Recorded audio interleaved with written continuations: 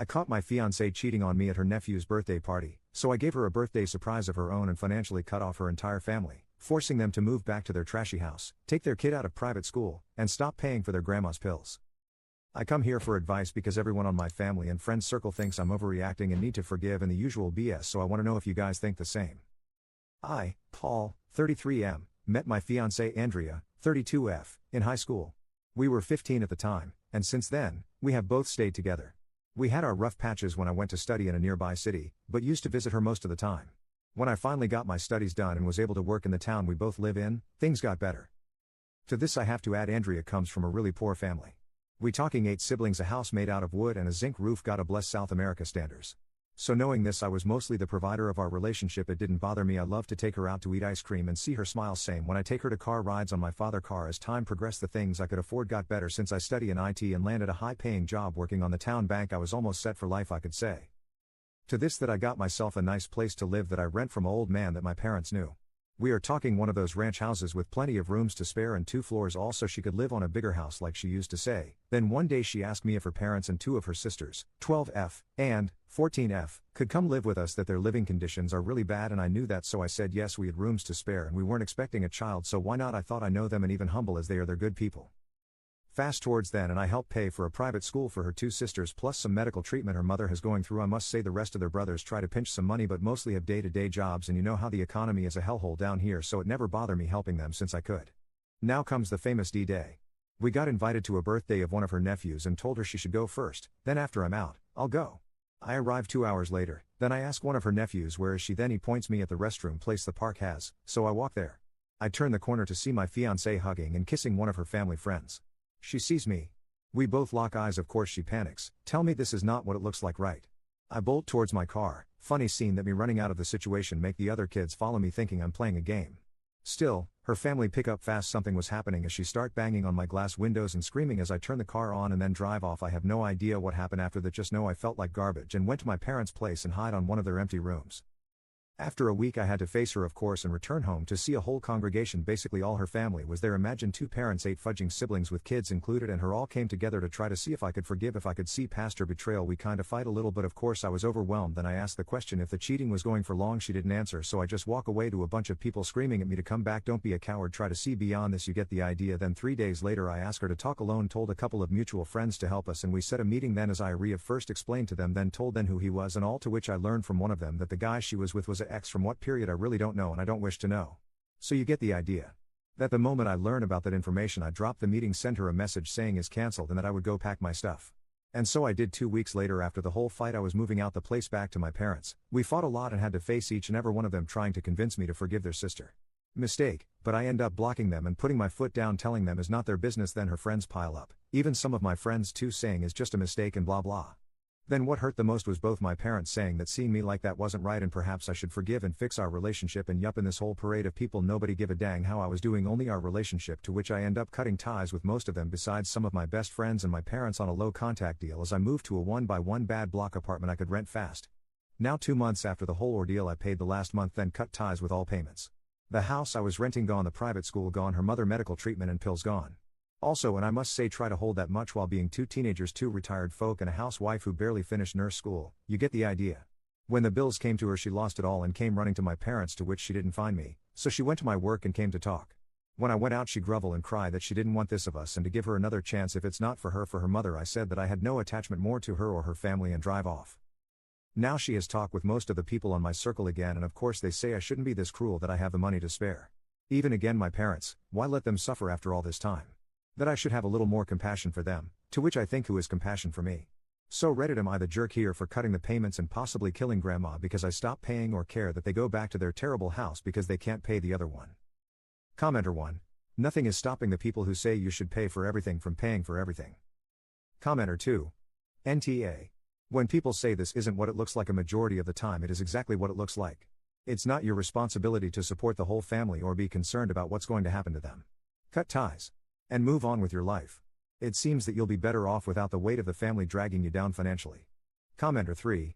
Her and her family are using you as a cash cow, so she got caught and now she is sorry. You are not in the wrong. Cutting ties and funds is the appropriate thing to do. How long was cheating? You don't even know, she wouldn't answer, so for quite some time, a year maybe 2, Maybe since you were in school hoping to make your lives better. This is no longer your problem. Your friends need to respect your decision and respect you more than trying to make you someone's open wallet. Update.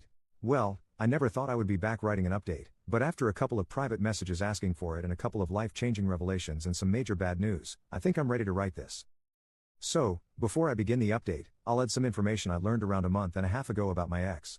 Basically, a friend of hers saw my frail appearance while I was working. I lost around 15 kilograms from this whole drama and harassment, so she felt guilty about hiding so many secrets of my ex and wrote to me on Instagram telling me to meet up. We met up in one of the plazas, and she told me that she was getting married soon. She felt guilty about what she hid about my ex. For starters, she explained when it all started. Like many guessed from the previous post, it was around the time I was doing the 4th year at university to my graduation. Since it was a heavy time for me, personally, I didn't come back home as much, so we kept it long distance for a time and the stress made me not focus on other things, like social or interactions and such. During this period, she was studying to become a nurse, but then she stopped studying. Her reasons? She didn't have the money for it, or so she told me. The actual reason was that she got pregnant by the guy and had an abortion. Her friend was there at the moment and told me that after that, she started to hate the hospital, so she dropped out of college. Yet, she kept seeing this guy until I came back after I graduated. She then told me that he's a trucker, hence, their escapades were few but still enough.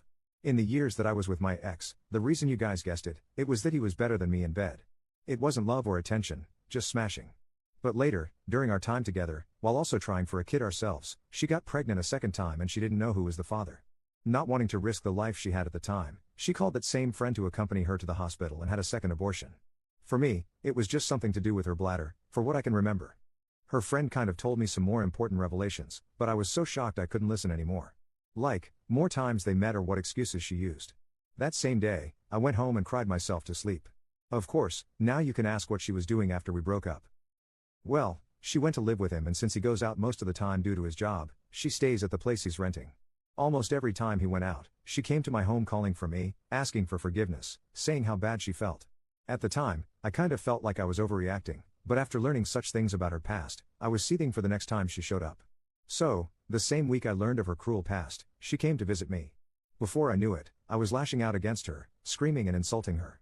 It was loud enough that my throat hurt me for 3 days and I decided that it was enough so I went to the police. But when I wanted to press charges for a restraining order against her, the policeman at the time laughed at me, like I was saying a joke, and told me to man up.